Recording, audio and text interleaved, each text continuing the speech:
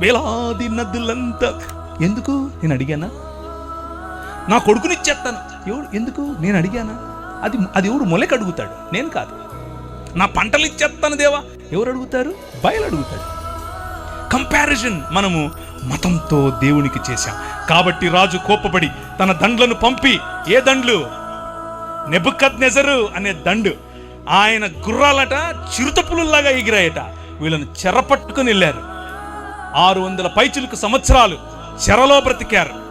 దాన్నే మరణం అని అంటారు. హోషేయ గ్రంథం 6వ అధ్యాయం 2వ వచనం దీనికి ప్రమాణం. యెహోవాయే మనలను కొట్టెను, ఆయనే మనలను బాగు చేయును.